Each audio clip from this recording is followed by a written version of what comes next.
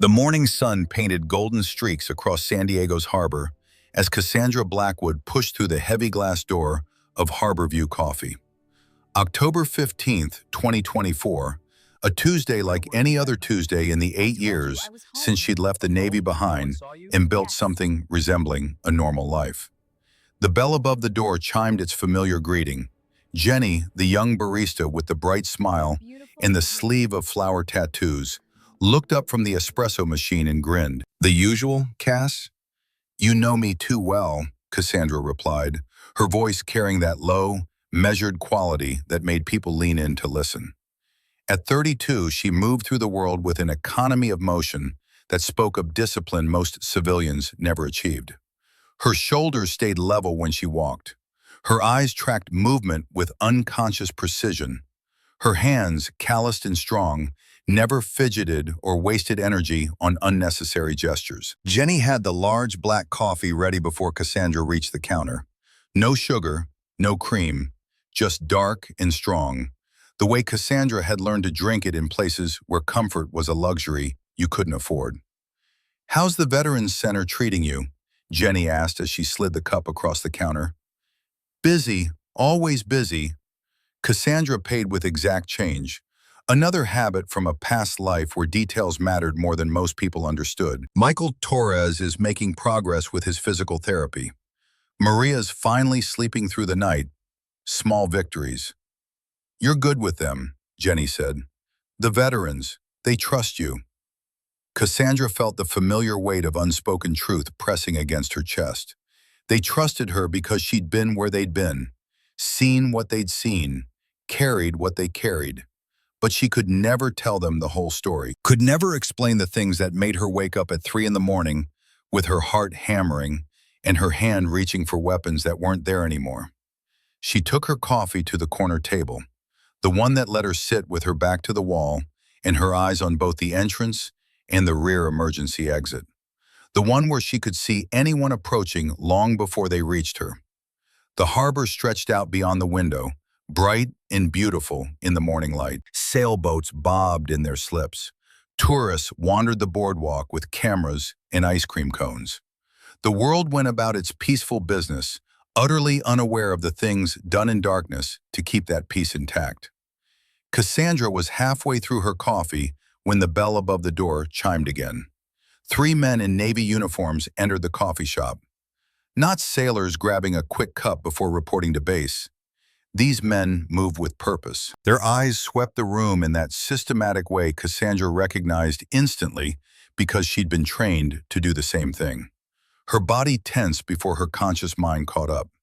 Years of training kicked in like muscle memory. Her heart rate increased but stayed controlled. Her breathing deepened. Her peripheral vision sharpened. The tallest of the 3, a sergeant with stern features and the kind of rigid posture that spoke of 2 decades in uniform, spotted her immediately. His eyes locked onto hers. He said something to his companions and started walking toward her table. Cassandra set down her coffee cup with careful precision. Her hands stayed visible on the table. Her expression remained neutral. Inside, her mind raced through possibilities, calculations, threat assessments. The sergeant stopped 3 feet from her table, close enough to assert authority, far enough to maintain reaction distance, professional spacing. "Ma'am," he said, his voice carried the hard edge of someone who'd made difficult decisions and learned to live with them. "I'm Sergeant Garrett Mitchell, Naval Criminal Investigative Service. I need to see some identification." The coffee shop went quiet. Conversations died mid-sentence. Jenny froze behind the counter, her hands still wrapped around the milk steamer. Customers turned to stare with that mixture of curiosity and relief that came from watching someone else's problem unfold. Cassandra looked at each of the 3 men in turn, reading them, assessing. The sergeant was the leader, confident and certain. The 2 corporals flanking him were younger, nervous despite their attempts to project authority. This wasn't a routine stop. "Is there a problem, Sergeant?" Her voice stayed level, calm, the voice she'd used in situations far more dangerous than a coffee shop in San Diego. We've received a complaint that you've been claiming to be a Navy SEAL, ma'am. That's a federal offense under the Stolen Valor Act. We need you to come with us for questioning. The words hit like a punch to the sternum. Cassandra felt the familiar surge of anger and frustration she'd been tamping down for 8 years. The weight of secrets that had shaped her life and now threatened to destroy what little peace she'd managed to build. I think there's been a misunderstanding, she said quietly. She reached slowly for her wallet, making sure every movement was visible and deliberate. I work at the Veterans Community Center. I've never impersonated anyone. Sergeant Mitchell examined her driver's license with exaggerated care. Cassandra Marie Blackwood, 32 years old, San Diego address. He looked up from the license. Ms. Blackwood, we have multiple witnesses who say you told them you were a Navy SEAL. You were at the VA hospital last Tuesday, October 8th. Several veterans heard you talking about SEAL operations. Cassandra's jaw tightened. She remembered that day with perfect clarity. She'd been visiting Marcus Webb, a Marine who'd lost both legs in Fallujah.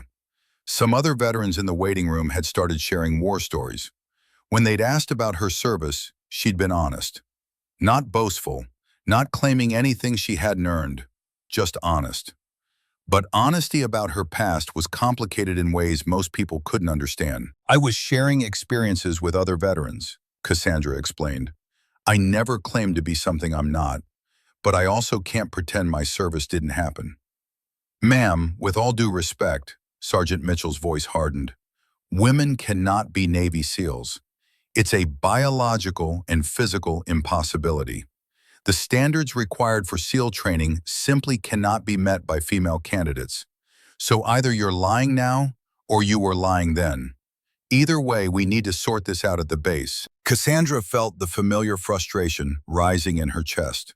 This conversation, this dismissal, this absolute certainty that her lived experience couldn't possibly be real because it didn't fit their understanding of how the world worked. Am I under arrest? She asked. Sergeant Mitchell hesitated, a fraction of a second, but Cassandra caught it. Not yet, but we strongly suggest you come with us voluntarily.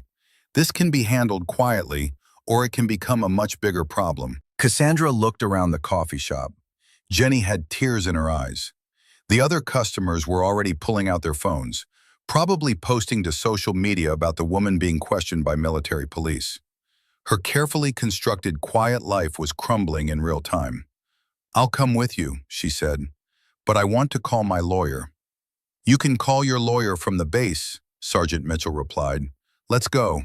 The walk to the military police vehicle felt like walking through water. Every step took effort. Cassandra climbed into the back of the vehicle. The seat was hard plastic. The windows were reinforced. There were no door handles on the inside. As the vehicle pulled away from the curb, Cassandra closed her eyes. They would question her. They would demand proof. They would treat her like a fraud because the official records would show nothing. The records never showed anything. That was the whole point. The interrogation room at Naval Base San Diego was exactly as she remembered. Sterile white walls, metal table bolted to the floor, chairs designed for function rather than comfort. A two-way mirror on the wall that was so obvious it almost seemed like a joke. Sergeant Mitchell sat across from her with a thick file folder. Next to him was a woman in her mid-40s with blonde hair pulled back in a severe bun and the kind of calculating eyes that suggested she'd seen every variation of military fraud and deception. Ms. Blackwood, the woman began, her voice sharp and professional. I'm Lieutenant Commander Eleanor Frost.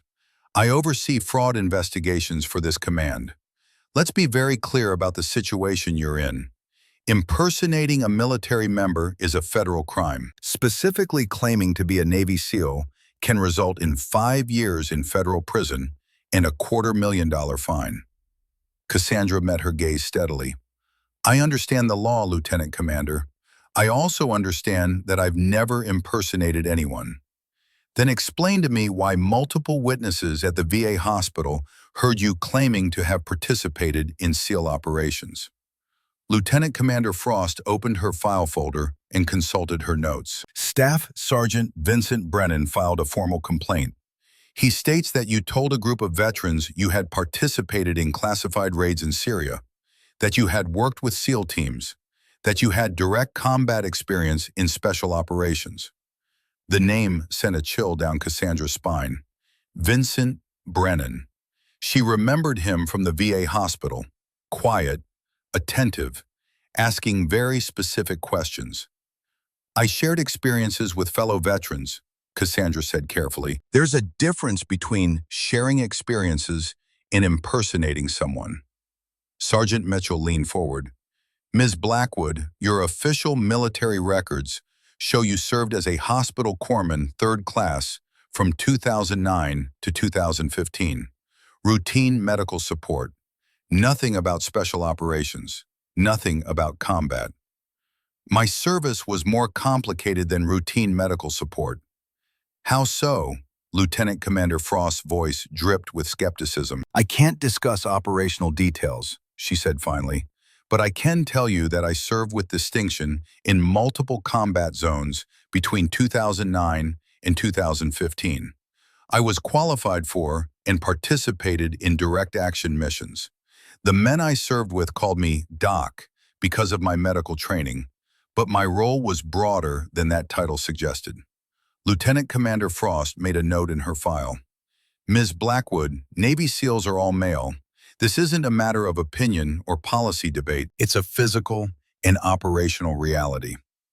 With respect, ma'am, you're talking about official policy, but policies and reality don't always align, especially during wartime when you need every qualified person you can get. Are you claiming the Navy secretly allowed women to become SEALs? I'm claiming that when you need someone who can shoot like a sniper, fight like a warrior, and save lives like a surgeon, sometimes exceptions are made to official policy, especially when that person has already proven themselves in combat. The room fell silent. Lieutenant Commander Frost consulted her notes again. Staff Sergeant Brennan was very specific in his complaint. He says you mentioned Operation Damascus Night, the raid that eliminated Abu Mansur al-Shami in Syria in 2013. Cassandra's expression didn't change, but inside she felt ice water flood her veins. Damascus Night had been one of the most classified operations she'd ever participated in. The fact that Brennan knew the specific operational name was deeply troubling. Staff Sergeant Brennan seems to know a lot about classified operations, Cassandra said carefully. That's interesting. Lieutenant Commander Frost leaned back in her chair. She was studying Cassandra with new intensity. Ms. Blackwood, let's say, hypothetically, that you're telling the truth. How would we verify something that's supposedly classified beyond our clearance level? Cassandra smiled for the first time since entering the room. You'd need someone with the right clearance and the right connections. Someone who was around during the relevant time frame. Someone who might remember a hospital corpsman who could outshoot most of the team and who saved more lives than anyone wanted to count.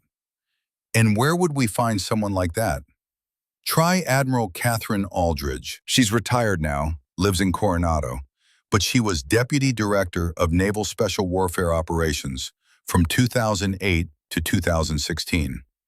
If anyone would know about exceptions to policy during that time period, it would be her. Lieutenant Commander Frost wrote down the name. Ms. Blackwood, if you're making this up, if you're wasting a retired admiral's time with false claims, the consequences are going to be very severe. I understand, Cassandra said, but I think you'll find that Admiral Aldridge remembers me very well. She might even remember the tattoo. Both officers looked up sharply. What tattoo? Cassandra rolled up her left sleeve slowly. The tattoo covered her forearm in intricate detail. An eagle clutched a trident and anchor in its talons, the classic SEAL trident. But the details were wrong in very specific ways. Lieutenant Commander Frost leaned forward, studying the tattoo with professional intensity. That's a SEAL team tattoo. Yes, it is. But the proportions are off, Sergeant Mitchell said. The eagle's wings, they're positioned at the wrong angle. 47 degrees, Cassandra confirmed. Not the standard 45. If you look closely, you'll see other modifications. These coordinates here. She pointed to numbers etched below the main design. 33.7175 north, 69.4787 east. That's Kunar Province, Afghanistan. The date below is November 17th, 2011. And if you have magnification, you'll see microscopic symbols worked into the design. A medical cross, a rifle, a communications antenna. She rolled her sleeve back down. These modifications were designed by Admiral Aldridge personally.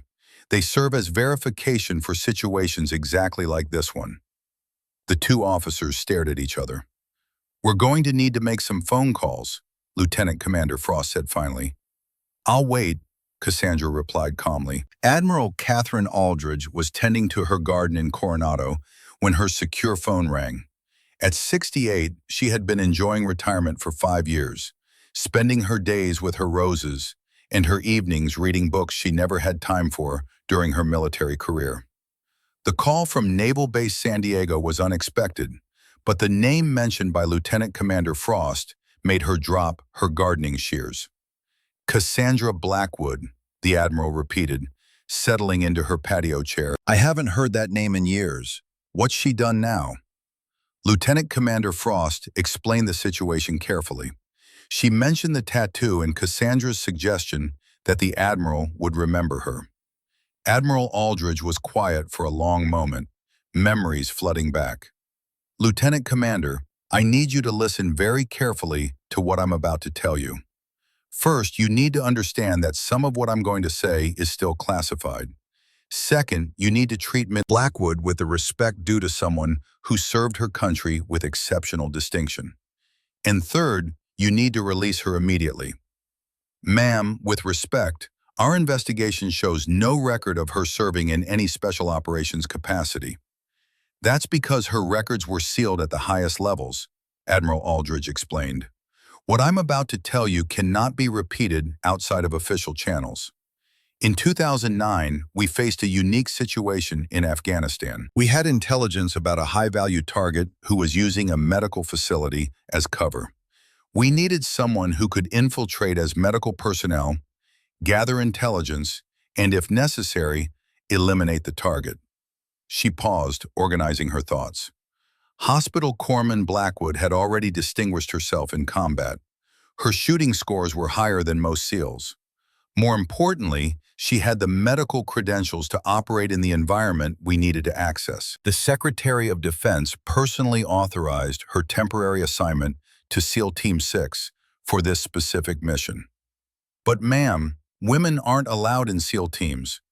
"Officially, no," Admiral Aldridge agreed. "But during wartime, when American lives are at stake, sometimes exceptions are made. Ms. Blackwood was never officially a Navy SEAL, but she served with SEAL teams on multiple occasions over a 6-year period. She operated under a classification level that most people will never even hear about." "How many people knew about this arrangement?"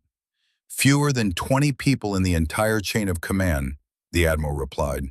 "It was deemed necessary for operational security and for Miss Blackwood's protection." "What about the tattoo?" Admiral Aldridge chuckled. "I authorized that tattoo personally. Blackwood had earned it through blood, sweat, and saving more lives than I can count. The modifications, the specific positioning of the eagle's wings, and the date below the coordinates, those were my idea. I wanted there to be a way to verify her service if questions ever arose." "This is unprecedented."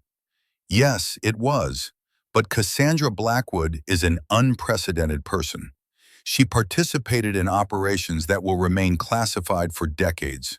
She was wounded twice in combat and continued fighting both times. She saved the lives of team members who initially didn't want a woman on their missions. By the end of her service, those same men would have followed her into any battle."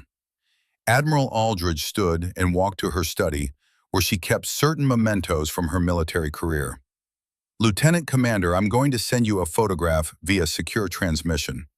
It shows Ms. Blackwood with her team after a successful mission in 2013. You'll notice she's wearing the same tactical gear as everyone else. Why wasn't this information available when we ran her background check? Because it was designed not to be available, the Admiral explained.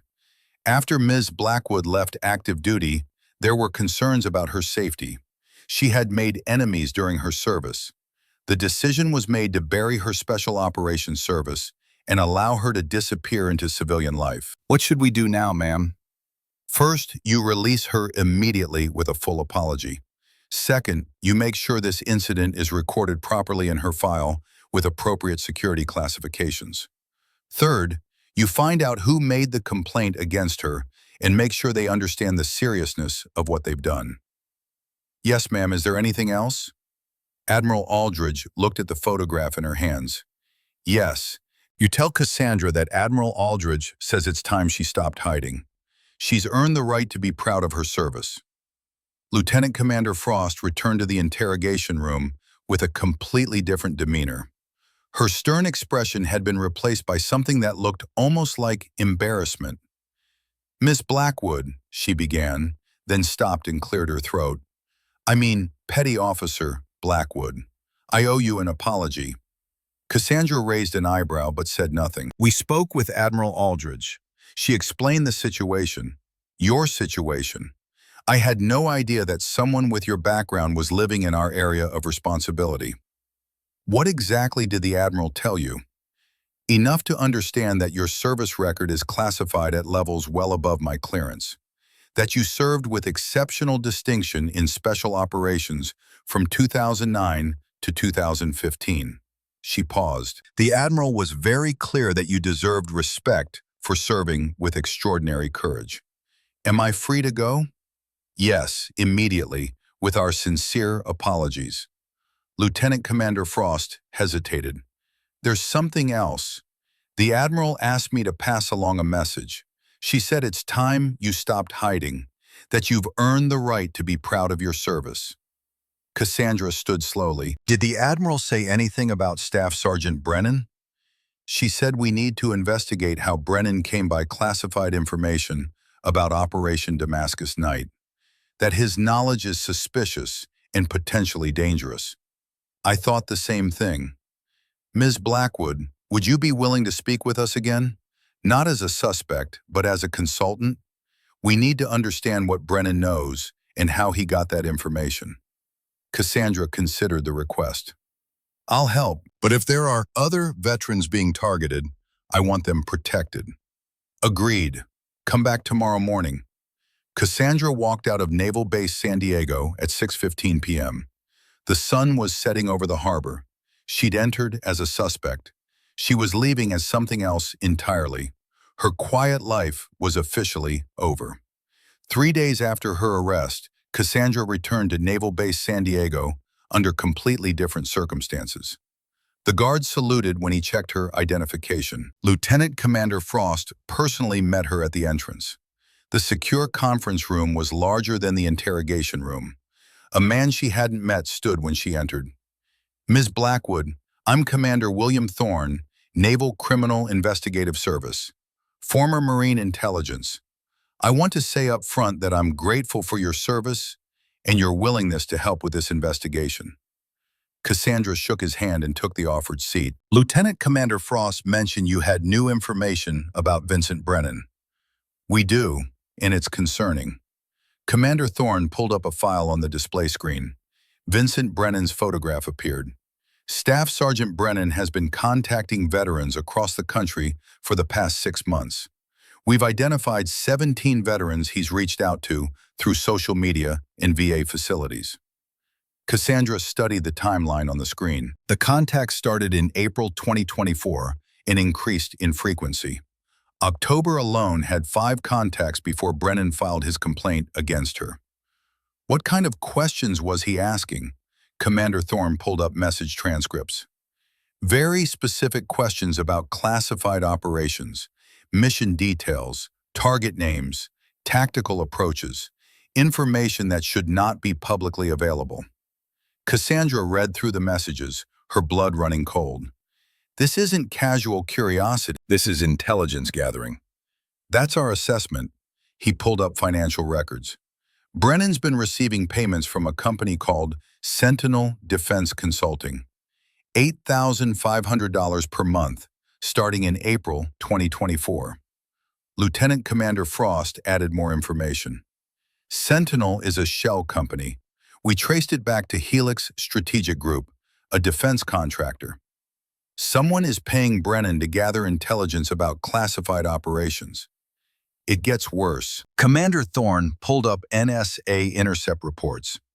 NSA has flagged communications between Helix Strategic Group and contacts in Eastern Europe, individuals with known ties to foreign intelligence services. Cassandra stood and walked to the screen. This is a foreign intelligence operation. They're targeting veterans who served in classified capacities and trying to map out U.S. Special Operations capabilities. Exactly, Lieutenant Commander Frost confirmed. Brennan might not understand the full scope, but the information he's gathering is going to people who want to compromise American national security. Commander Thorne changed the display to show 17 veterans. These are the people Brennan has contacted. Cassandra studied the photographs. Then she noticed something that made her heart skip. They're all women. Both officers checked the files again. Commander Thorne's expression darkened. You're right. All 17 targets are female veterans who served between 2008 and 2016. This isn't random intelligence gathering. This is a targeted operation aimed at exposing women who served in special operations roles. Someone knows about the classified programs, and they're trying to identify everyone who participated. Lieutenant Commander Frost pulled up service dates. Ages range from 28 to 39. All served during the same time frame you did. All have official records that don't match their actual service. Like hospital corpsmen who worked with SEAL teams, Cassandra said, or intelligence analysts embedded with Delta Force. Women who served in combat roles before it was officially allowed. Commander Thorne sat down heavily. If Brennan has identified 17 women, how many more are out there? I don't know. The programs were compartmentalized. Admiral Aldridge mentioned 11 others, but that might not be complete. We need to contact these women immediately, Lieutenant Commander Frost said. Warn them, protect them. There's another problem, Cassandra pointed to the timeline. Look at when contacts intensified. April 2024. What happened then? Commander Thorne checked his notes. April 2024 was when the Department of Defense announced a policy review regarding women in special operations. Exactly. Someone realized that as policies changed, stories about women already serving might come out naturally. Better to get ahead of it. Identify the veterans, build profiles, control the narrative. Or use the information for leverage, Commander Thorne added. If you know which veterans served in classified capacities, you can either discredit them or blackmail the Pentagon. The room fell silent as the full scope became clear. We need your help, Lieutenant Commander Frost said. We want to run an operation to catch Brennan and identify his handlers. But we need someone who understands the veteran community. What did you have in mind? Commander Thorne pulled up an operational plan. We want you to contact Brennan. Pose as someone grateful he exposed fraudulent claims. See if he tries to recruit you to help identify other fraudulent veterans. And if he does, then we follow the chain upward until we identify everyone involved. The handlers, the financiers, the foreign intelligence contacts. Cassandra studied the plan. It was solid. I'll do it, but I have conditions. Name them. First, we expand the mission. We don't just catch Brennan, we proactively contact the other women he targeted. Warn them, protect them. Agreed. Second, if any of these women are in danger, we extract them immediately. Their safety comes first. Agreed. Third, when this is over, I want these women properly recognized. No more hiding. They deserve official acknowledgement. Commander Thorne and Lieutenant Commander Frost exchanged glances. I can't promise that, but I can promise to advocate for it. Admiral Aldridge is already making calls. Good enough. When do we start? Immediately. The next 6 weeks became a blur of careful deception. Cassandra reached out to Vincent Brennan through a Facebook group dedicated to Navy veterans. Her message was perfectly calibrated. Grateful for his vigilance, concerned about fraud, Brennan responded within 24 hours. They met for coffee in Mission Valley. Brennan was smooth and professional. He explained his mission to protect Special Operations heritage by identifying people who claimed unearned credentials. It's gotten out of hand, he said. Every week there's a new fraud case, people claiming they were SEALs when they never even deployed. It dishonors the real warriors. Cassandra played her role perfectly. She wore a wire that transmitted every word to the NCIS surveillance team. Over the following weeks, Brennan gradually revealed more. He was building a database of suspected fraud cases. He had contacts who could verify service records. He was working with people who had resources to investigate thoroughly. By the third week, he was ready to bring Cassandra deeper. I work with some consultants, he said during a meeting at the San Diego Zoo. They're committed to the same mission. They have resources I don't have. They could use someone like you. Cassandra expressed interest. 3 days later, she was sitting in an office building in La Jolla, meeting with representatives from Helix Strategic Group. The man who entered was in his mid-50s, wearing an expensive suit. His handshake was firm, his eyes calculating. Ms. Blackwood, I'm Graham Whitmore, CEO of Helix Strategic Group. Vincent tells me you're interested in supporting our mission. Graham Whitmore was smooth in a way that made Cassandra's instincts scream warnings. He spoke about protecting military heritage and honoring real warriors. But underneath the patriotic rhetoric, she heard something else. Subtle probing for information. Careful questions about her background. This man was a professional, and he was dangerous.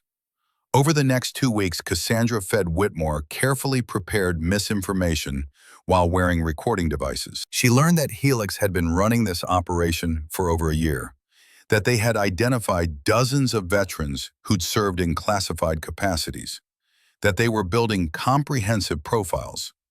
But she still didn't understand the endgame. The answer came during a meeting in early November. Whitmore had grown comfortable with Cassandra.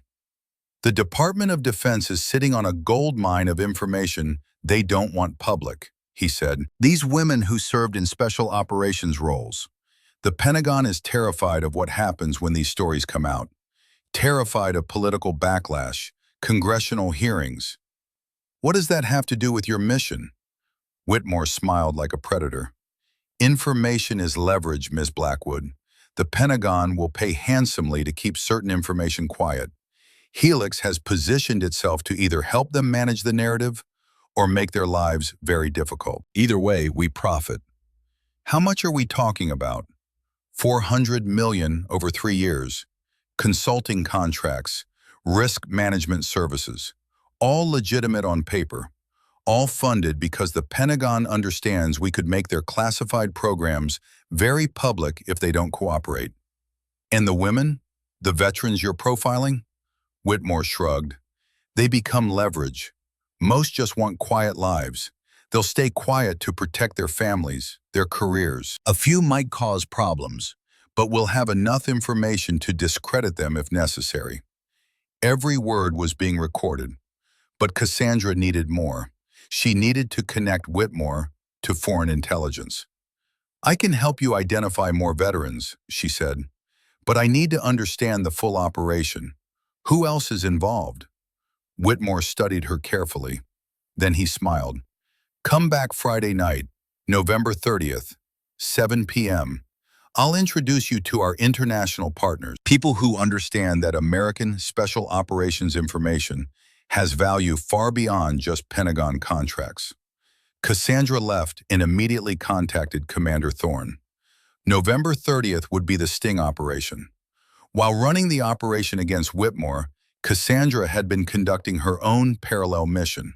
She'd reached out to 14 of the 17 women Brennan had contacted.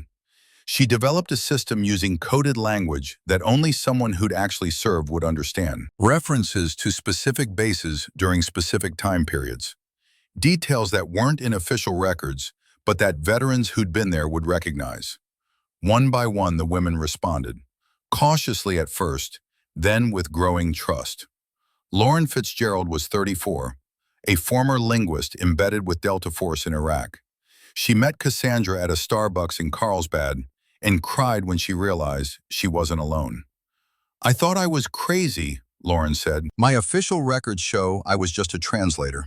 Nothing about the operations, nothing about the firefights, nothing about the nights we went after high-value targets." Morgan Whitfield was 29, the youngest. She'd been an intelligence analyst with SEAL Team 3 in Afghanistan. She met Cassandra at a beach in Oceanside and stared at the ocean before speaking. "They told us it would be temporary, that the records would reflect our real service eventually. I'm still waiting." Alexis Parrish was 31, a former combat medic with the 75th Ranger Regiment in Syria. She met Cassandra at a gym in Escondido and immediately started asking tactical questions to verify Cassandra's legitimacy. When Cassandra passed the test, Alexis relaxed. "I've been waiting for someone to come asking questions. I figured it would happen eventually." By mid-November, Cassandra had contacted all 14 women and warned them. She'd also learned something important. Several had received strange messages recently. Job offers from defense contractors, invitations to speak at veteran events, all from companies connected to Helix Strategic Group. Whitmore wasn't just gathering information through Brennan. He was running a much broader operation. The night of November 30th was clear and cold. Cassandra drove to San Diego Marina, where Whitmore had arranged the meeting. She wore recording devices hidden in her clothing. NCIS surveillance teams were positioned throughout the marina. FBI hostage rescue team members waited on a yacht 2 slips away. Everything was in place. Whitmore waited on his yacht, a 60-foot vessel named Leverage. He greeted her warmly. "Miss Blackwood, welcome. I want you to meet some associates who share our commitment." 2 men waited in the cabin. One was clearly American, the other was European, accent suggesting Eastern European origin. Whitmore made introductions. "This is Mr. Peterson, who handles our domestic operations. And this is Mr. Volkov, who represents international clients interested in American defense capabilities." Dmitry Volkov. The name matched foreign intelligence contacts NSA had flagged. They spent 20 minutes discussing the operation. Whitmore explained how they'd identified 23 women who'd served in special operations roles, how they'd built comprehensive profiles. "The Pentagon is desperate to keep this contained," Whitmore said. "They'll pay whatever we ask." "And if they don't pay?" Cassandra asked. Volkov smiled coldly. "Then we have other clients very interested in detailed information about American special operations capabilities. This information has significant value in certain markets." Cassandra's hand moved to her phone. The signal. "I can provide you with a complete database," she said. "Names, service records, current locations. But I want $75,000 up front." Whitmore nodded to Peterson, who opened a briefcase. Stacks of $100 bills filled it. "And this," Whitmore said, placing a laptop on the table, "contains all our current intelligence. You provide your database, we'll verify it, and then we'll discuss long-term compensation." Cassandra pulled out a USB drive. "Everything you need is on here." The moment Whitmore reached for the drive, the doors exploded inward. "Federal agents, hands in the air!" FBI hostage rescue team members poured into the cabin. NCIS agents came from below deck. Within 30 seconds, Whitmore, Peterson, and Volkov were face down, with zip ties securing their hands. Cassandra identified herself to the team leader. "Cassandra Blackwood, NCIS consultant. The recordings captured everything." Simultaneously, teams were executing arrests at 2 other locations. Vincent Brennan was taken into custody at his apartment. 3 Helix executives were arrested at the company offices. The entire network collapsed in a single, coordinated operation. Commander Thorne appeared 20 minutes later. "Good work, Miss Blackwood. Very good work." Cassandra looked at Graham Whitmore. "He was going to sell out American operators for money. He's going to federal prison for a very long time. Espionage, blackmail, conspiracy. We have everything on tape." As federal agents processed the crime scene, Cassandra stood on the deck and looked over San Diego Harbor. 6 weeks ago, she'd been living a quiet life. Now she just helped dismantle a foreign intelligence operation. The quiet life was definitely over. But maybe that wasn't such a bad thing. The morning after the arrest, Cassandra sat in the same secure conference room where this had all begun. But the atmosphere had transformed. The tension was gone, replaced by something that felt like celebration. Commander Thorne stood at the head of the table. Lieutenant Commander Frost sat to his right. FBI Special Agent Patrick Sullivan occupied the seat across from Cassandra, and at the far end sat Admiral Catherine Aldridge. The Admiral had come out of retirement for this. She wore civilian clothes, a navy blazer over a white blouse, but she carried herself with command presence. At 68, she looked like someone who could still run an operation or dress down a general with equal facility. "Ladies and gentlemen," Commander Thorne began, "Operation Shadowfall was an unqualified success. We've neutralized a significant threat to national security." He pulled up statistics. 3 primary arrests: Graham Whitmore, Dmitry Volkov, and Vincent Brennan. Additionally, 3 Helix executives arrested. We've frozen $23 million in assets and recovered 47 classified documents stolen from DoD databases. Lieutenant Commander Frost added her report. All 17 women veterans who were targeted have been contacted and informed. 14 agreed to meet with Miss Blackwood personally. All are safe.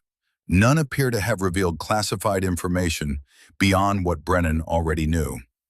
Special Agent Sullivan nodded. "The FBI is handling prosecution. Whitmore is looking at 25 years minimum. Volkov's diplomatic immunity is being challenged." "What about Brennan?" Cassandra asked. Commander Thorne's expression softened.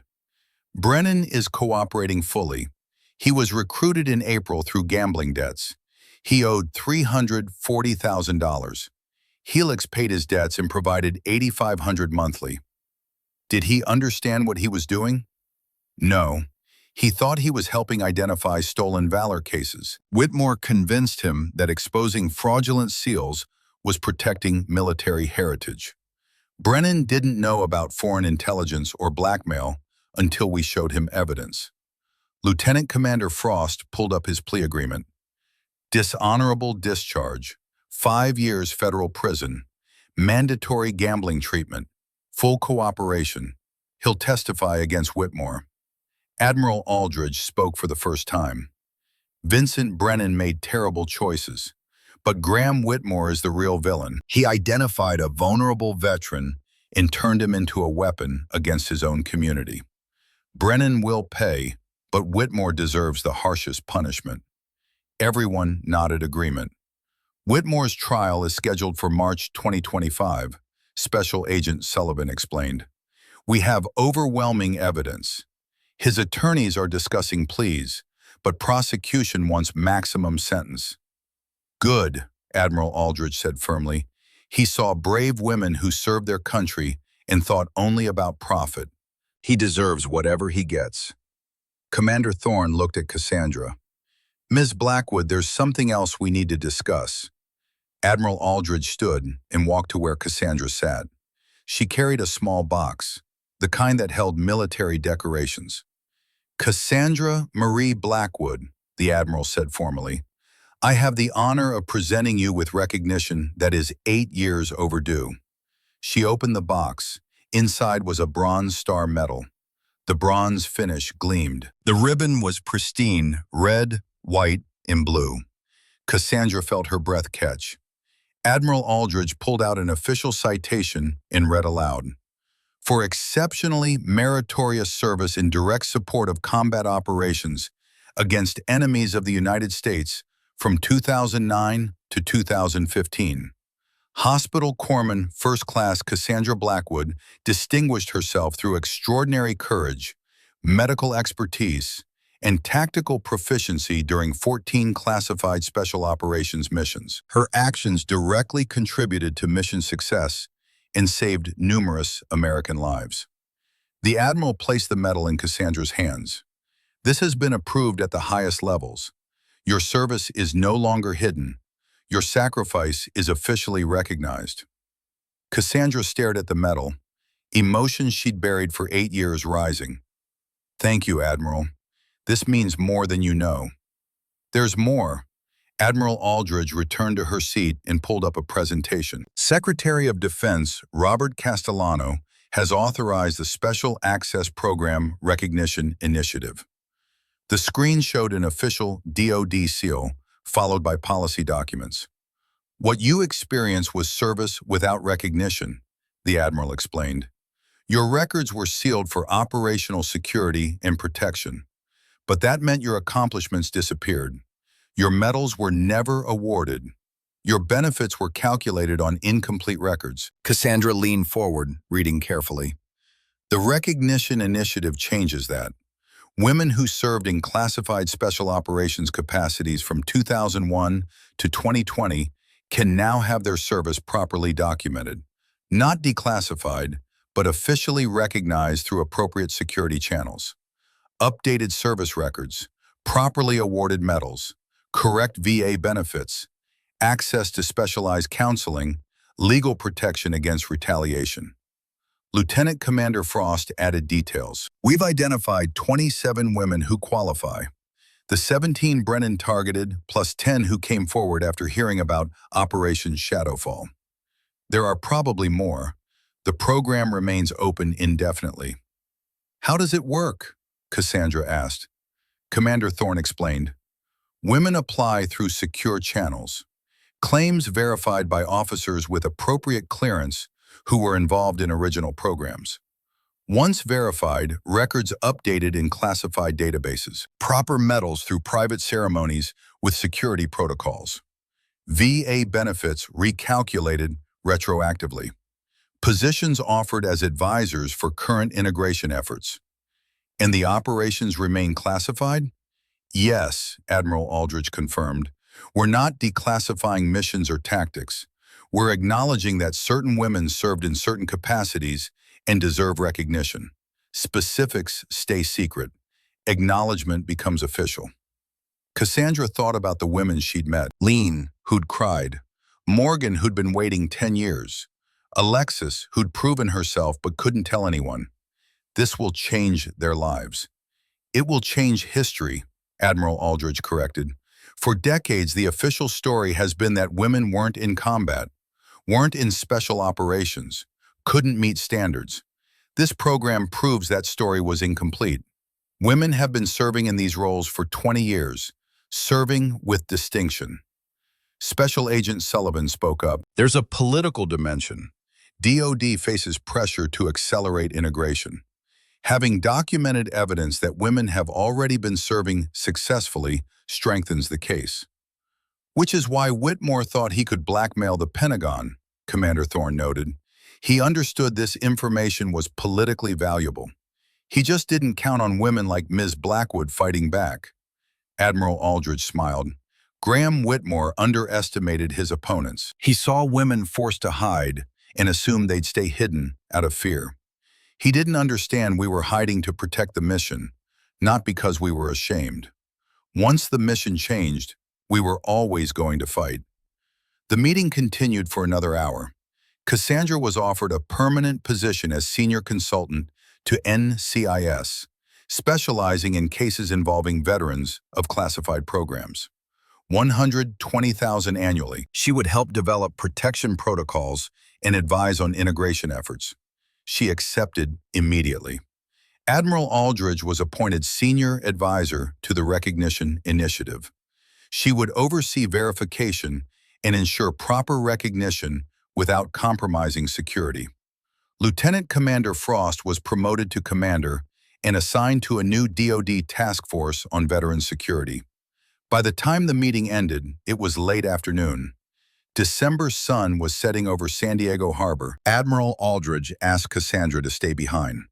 The two women sat alone, looking out at the harbor. "How are you really doing?" the Admiral asked. Not the official answer, the real answer. Cassandra considered carefully. "I'm angry, relieved, scared about what comes next. For 8 years I convinced myself hiding was right, that staying quiet protected the mission and other women. Now everything's changing and I don't know if I'm ready." "You're ready," Admiral Aldridge said with certainty. "You were ready 8 years ago when I recruited you. You were ready when you proved yourself to men who didn't think women belonged. You were ready when you saved lives and completed classified missions. And you're ready now to help build something better for women who come after us. What if I fail? Then you'll pick yourself up and try again. That's what we do. That's what makes us different from Graham Whitmore. He sees obstacles and quits. We see obstacles and find ways over, under, around, or through them." Admiral Aldridge walked to the window.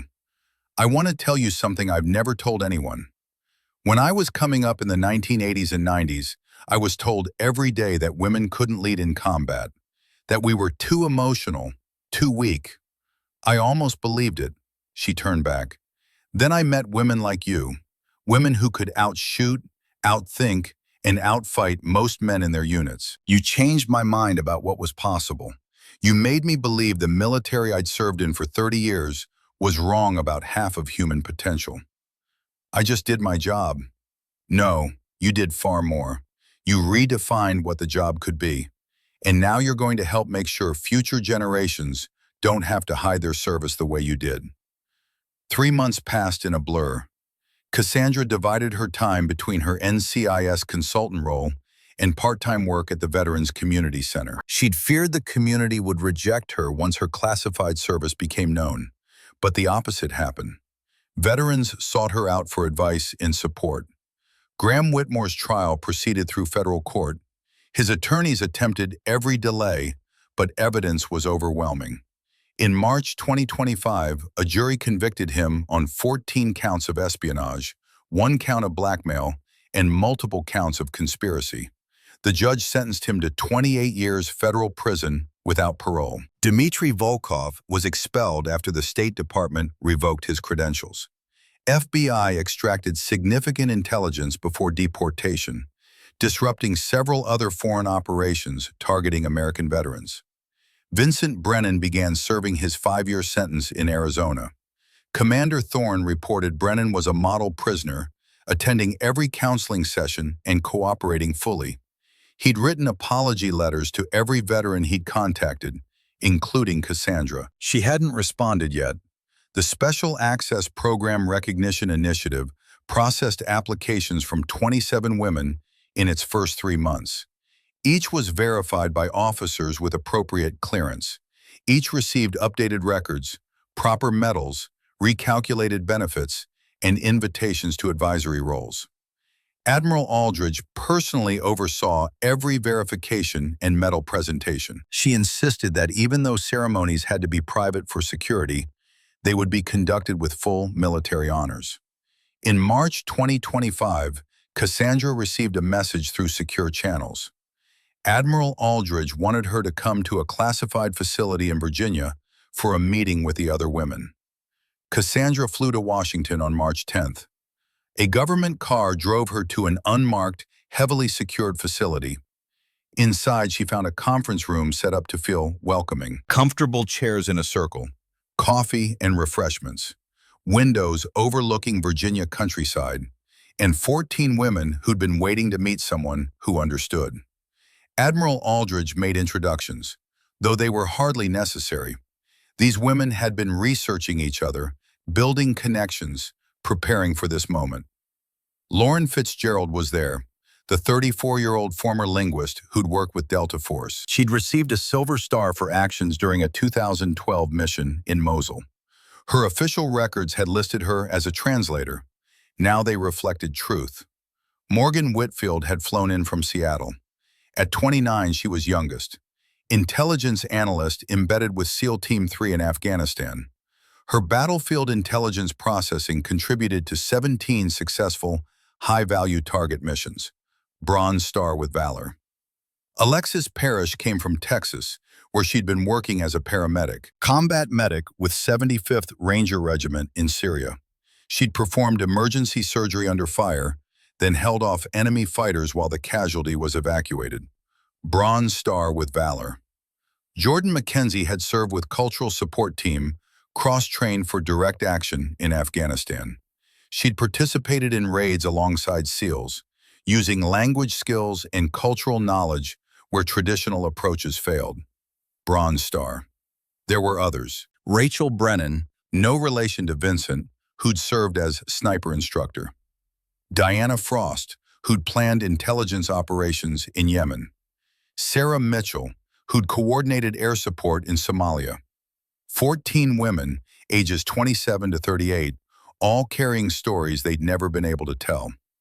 Admiral Aldridge let them spend the first hour just talking, sharing experiences, discovering commonalities, building connections denied to them for so long. Cassandra found herself with Lauren, comparing notes about Iraq operations that occurred years apart but followed similar patterns. "I thought I was the only one," Lauren said for the third time. "For 9 years I thought I'd imagined it all. My therapist suggested false memories. My family couldn't understand why I had PTSD from being a translator." "I know," Cassandra said. "The isolation was almost worse than combat. At least in combat you knew who the enemy was. In civilian life, you couldn't tell anyone what you'd really done or why it mattered."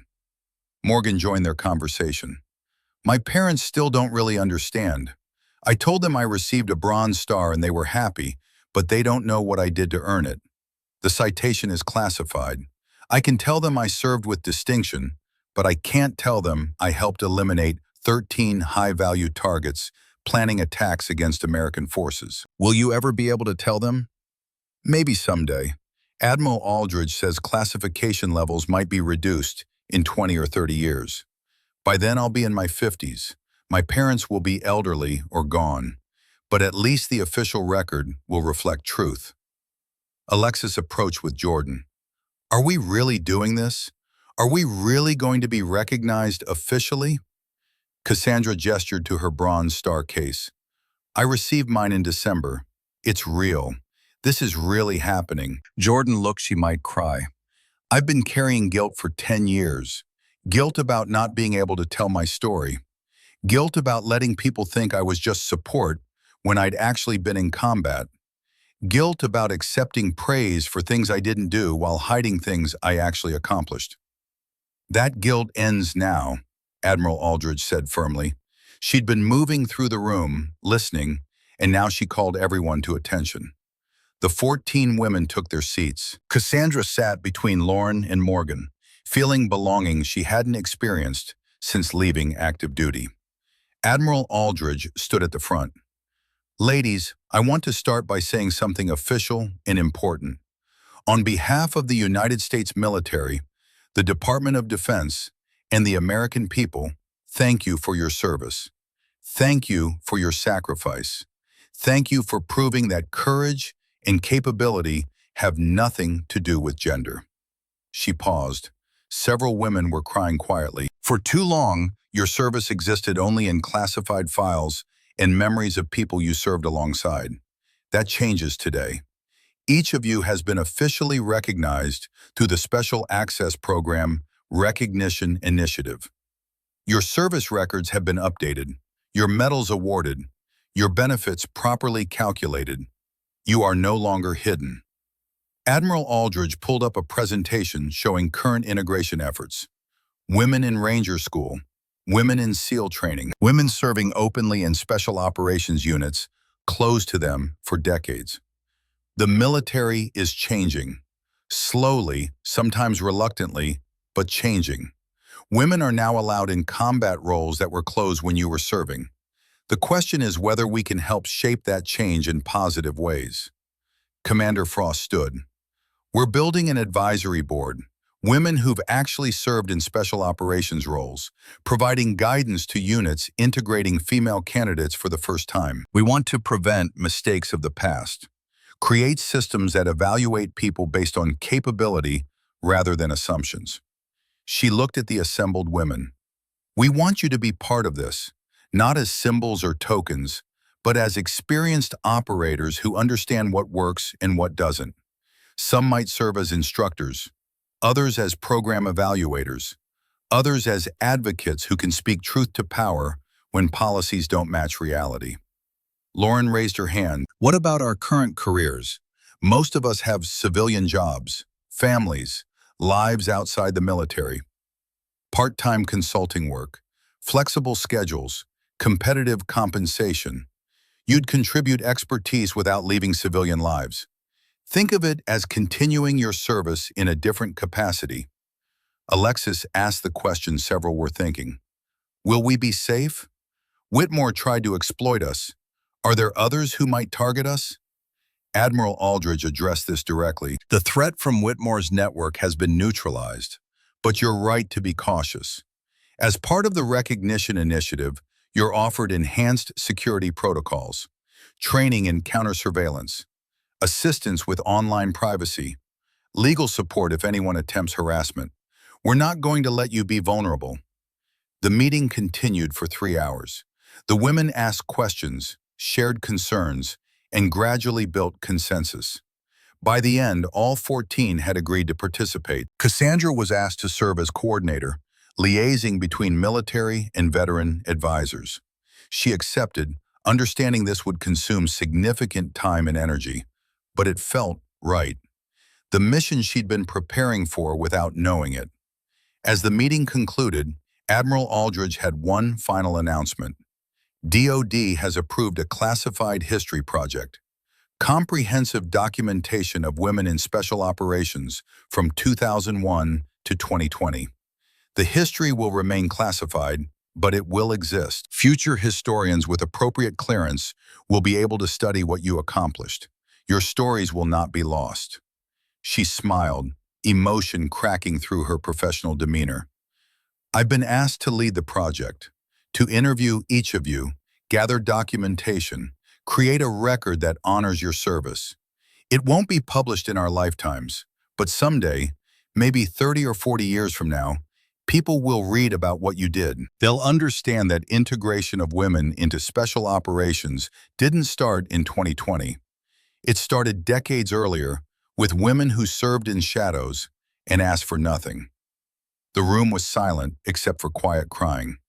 These were women who'd learned to hide emotions, to present tough exteriors, to never show weakness. But surrounded by others who understood, they allowed themselves to feel the weight of recognition they'd carried without for so long. Morgan spoke through tears. My daughter is 7. When she's grown, when classifications are lifted, will she be able to read about what I did? Yes, Admiral Aldridge said simply. She'll read about how her mother helped protect American forces in Afghanistan, how you saved lives with intelligence work, how you proved women could serve with distinction in the most challenging environments. She'll be proud, and she'll understand why you couldn't tell her everything when she was young. Rachel Brennan raised her hand. What about the men we served with, the ones who accepted us, who trusted us with their lives? Will their stories be told too? Absolutely. This history isn't just about women. It's about evolution of special operations, about leaders willing to look past policy and focus on capability, about men who overcame their own biases and learned to trust female teammates. Those stories are equally important. As the formal meeting ended, the women broke into smaller groups. Cassandra talked with Jordan and Diana about advisory board specifics. I want to make sure we're not just token women in meetings, Jordan said firmly. I want real influence over integration policies. I want to prevent women from being set up to fail through impossible standards or inadequate support. Agreed, Diana added. We have knowledge nobody else has. We know what works because we lived it. We need to make sure that knowledge actually gets used instead of ignored. Cassandra nodded. Commander Frost assured me we'll have direct access to decision makers. Our recommendations will carry weight because we have credentials nobody can dismiss. We're not advocates arguing for what we think might work. We're veterans reporting on what we know actually works. Lauren joined their conversation. I've been thinking about something. Most of the public still doesn't know women served in these roles. The recognition initiative is classified. Our medals are awarded in private. When does the public get to know the truth? Maybe never, Cassandra said honestly. Or maybe in 20 years. Or maybe tomorrow if someone decides to declassify. We don't control that timeline. But we control our own stories, Morgan said, approaching. Even if specific operations stay classified, we can talk about our experiences in general terms. We can advocate for full integration. We can be visible in ways that weren't possible before. Admiral Aldridge overheard and joined in. That's exactly right. The operations stay classified, but your status as veterans who served in special operations capacities is no longer secret. You can identify yourselves as former operators. You can speak at events, give interviews, write articles. You can be public advocates for integration while still protecting operational details. This energized the group. For years, they've been completely silent. Now they had permission to speak, within appropriate boundaries. They could finally contribute to public conversations about women in combat and special operations. The Virginia meeting ended with dinner at a local restaurant reserved for private use.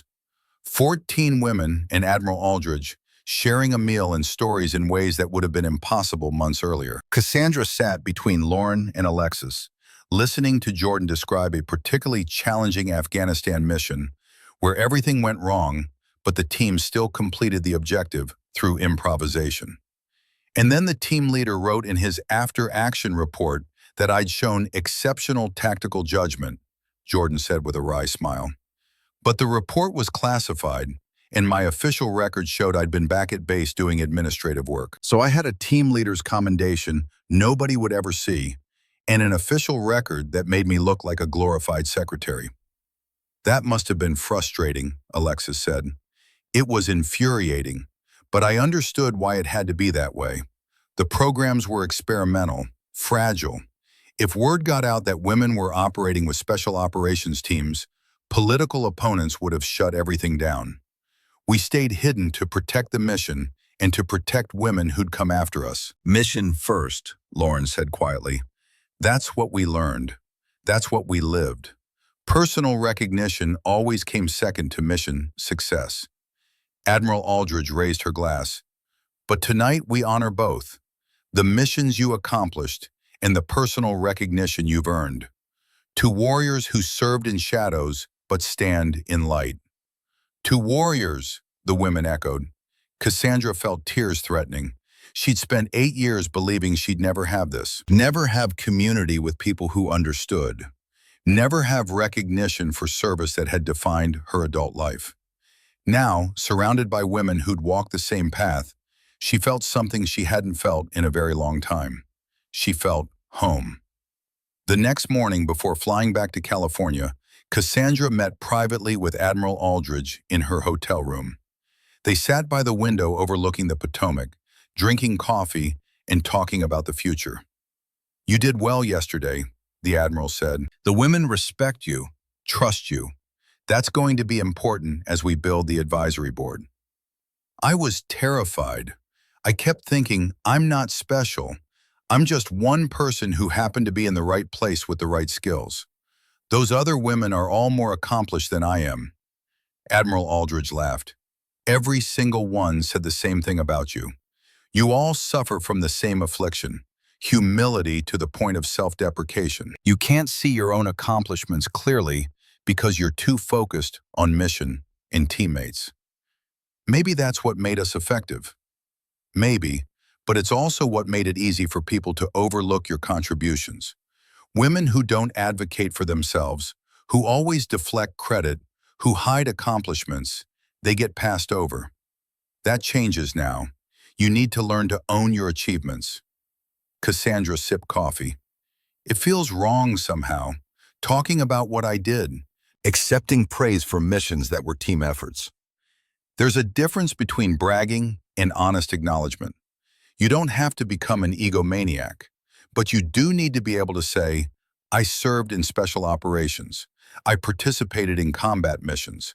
I saved lives and completed objectives under extreme conditions. That's not bragging, that's truth. I'll work on it. Admiral Aldridge looked at her seriously. Cassandra, I want you to understand something. What you did in Operation Shadowfall, identifying Whitmore's conspiracy and protecting those women, that was exceptional work. You could have walked away after your arrest was resolved. Instead, you volunteered for a dangerous mission and saw it through. That's the definition of service above self. I didn't have a choice. Once I knew other women were being targeted, I had to help. You absolutely had a choice. You chose to help. You chose to take risks. You chose to use your skills for something larger than personal safety. That's heroism, even if you're too humble to call it that. They sat in comfortable silence, watching boats on the Potomac. What comes next for you? The Admiral asked. You have the NCIS position. You're coordinating the advisory board. You're still working at the Veterans Center. That's a lot. I don't know. For 8 years I've been drifting, working jobs that felt meaningful but knowing I was capable of more, hiding skills that could be useful because I thought staying hidden was necessary. Now everything's different, and I'm not sure what I want.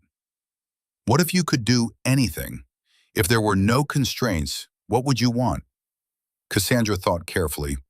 I want to help people, veterans specifically. I want to use my experience to make their transitions easier. I want to prevent the isolation and confusion I felt. I want to build systems that recognize the full scope of military service, especially for people whose service doesn't fit traditional categories. Admiral Aldridge nodded. Have you considered running for public office, local government, state legislature, maybe eventually Congress? You have credibility as a veteran. You have a powerful story. You could influence policy at levels far beyond consulting work. The idea shocked Cassandra. I'm not a politician. I don't know anything about campaigns or fundraising. You know about leadership and service. You know about making hard decisions under pressure. You know about working with diverse teams toward common goals. Those are the skills that matter. The rest can be learned. I'll think about it. Good, because women like you, women with actual combat experience and proven leadership, we're exactly who should be making decisions about military policy and veterans issues. Not career politicians who've never served. Not advocates with theoretical knowledge. Veterans who've lived the reality. They talked for another hour before Cassandra had to leave for the airport. As they said goodbye, Admiral Aldridge gave her a firm handshake. Cassandra, 8 years ago, I recruited you because I saw potential you didn't see in yourself. I'm seeing that same potential now.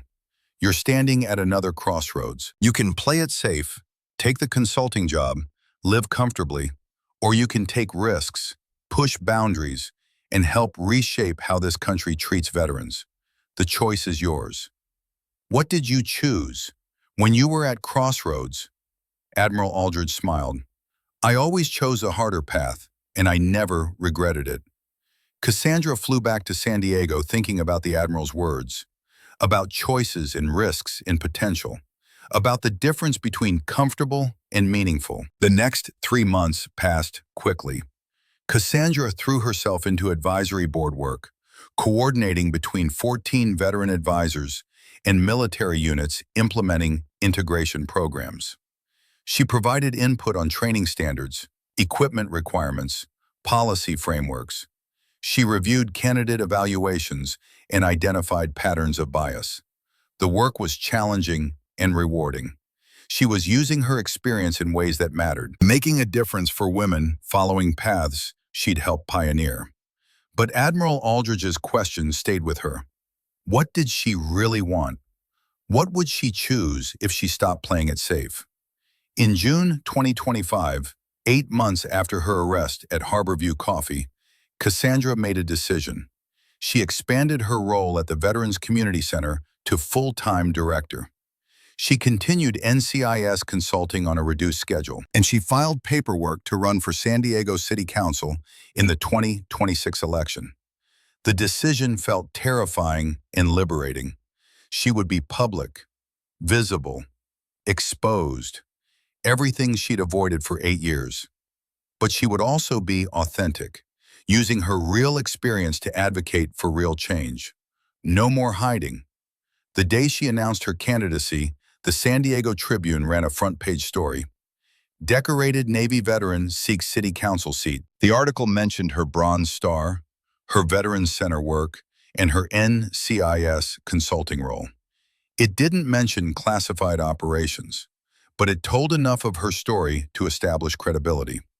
That evening, Cassandra returned to Harborview Coffee for the first time since her arrest. Jenny saw her coming and had the large black coffee ready. "Congratulations on the campaign announcement," Jenny said with genuine warmth. "I always knew you were destined for something bigger." Cassandra smiled. "Thanks, Jen. Though I have to say, running errands and drinking coffee sounds pretty appealing right now. Politics is going to be complicated. You'll be great. You help people. That's what you do. You'll just be helping more people from a bigger platform." Cassandra took her coffee to the same corner table where she'd been sitting when Sergeant Mitchell had approached 8 months earlier. She sat with her back to the wall, eyes on the entrance, some habits never changing. Her phone buzzed with texts. "Lauren Fitzgerald, saw your announcement. Proud of you. Let me know if you need campaign volunteers." Morgan Whitfield, "Running for office. That's amazing. Can I donate to your campaign?" Alexis Parrish, "City Council is just the beginning. Congress in 10 years? Cassandra laughed and typed a response to the group chat. "One step at a time. Let me win a local election before we plan my presidential campaign." Jordan McKenzie replied immediately. "President Blackwood has a nice ring to it. I'm calling it now. First female president with actual combat experience." The messages continued, joking and supportive in equal measure. Cassandra felt the warmth of community surrounding her, even through digital communication. She looked out the window at San Diego Harbor, the same view she'd had 8 months ago when her quiet life had shattered. The same boats and tourists and peaceful afternoon sunshine. But everything was different now. She was different. She'd stopped hiding. She'd claimed her service. She'd protected other women who'd walked the same path. She'd helped dismantle a foreign intelligence operation. She'd received official recognition. She'd built community with people who understood. And now she was stepping into a new mission, using her experience to serve in different ways, taking risks, choosing the harder path. Her phone buzzed again. Admiral Aldridge, "Saw your announcement. Well done. This is exactly what I hope you'd choose. Let me know if you need advice on navigating military issues in political campaigns. Proud of you, warrior." Cassandra smiled and typed a response. "Thank you for pushing me, for seeing potential I didn't see, for giving me permission to stop hiding. I wouldn't be here without you." The Admiral's response came quickly. "You would have found your way eventually. I just helped you get there faster. Now go win that election and make us all proud." Cassandra finished her coffee and stood to leave. Jenny waved from behind the counter. Mrs. Patterson, sitting near the window, smiled and gave a small wave. The Sullivan kids skateboarding outside paused to watch her walk past. Her community, her neighborhood, her home. 8 months ago, she'd been arrested here, accused of being something she actually was, humiliated and exposed. Now she was walking out as a candidate for public office, owning her story, ready to serve in new ways. She thought about Vincent Brennan, serving his sentence in trying to rebuild his life after terrible choices. She thought about Graham Whitmore, beginning a 28-year prison term and facing consequences of his greed. She thought about the 17 women whose lives had been threatened, but who now had official recognition and community support. She thought about Admiral Aldridge, who'd spent 30 years fighting for opportunities that didn't exist and building programs that would outlast her career, who'd taken risks on women like Cassandra when it wasn't safe or popular. She thought about all the women who'd come before, who'd served in shadows and asked for nothing, who'd proven themselves in combat and then disappeared back into civilian life with their accomplishments hidden. And she thought about the women who would come after, who would serve in special operations openly, who would have official recognition from day one, who would build careers without hiding. This was the legacy she was part of building. Not just her own story, but a fundamental change in how the military and the nation understood women's capabilities and contributions. Cassandra Blackwood walked out of Harborview Coffee into the June sunshine. She had a campaign to run, advisory board work to coordinate, veterans to serve, a future to build. 8 years of hiding were over. The next chapter was just beginning. And for the first time in a very long time, she was ready for whatever came next. She was no longer a warrior hiding in shadows. She was a warrior standing in light, ready to fight new battles in new ways, carrying the lessons of the past into an uncertain but promising future. They had handcuffed her for telling the truth. They had arrested her for being exactly what she was. Now the truth had set her free, and she would use that freedom to serve, to lead, to build, and to ensure that no woman who served her country with courage and distinction would ever have to hide again. The mission continued. It always would. But now she could fight it openly, proudly, with the full weight of her experience and the support of a community that understood. Cassandra Blackwood was finally home.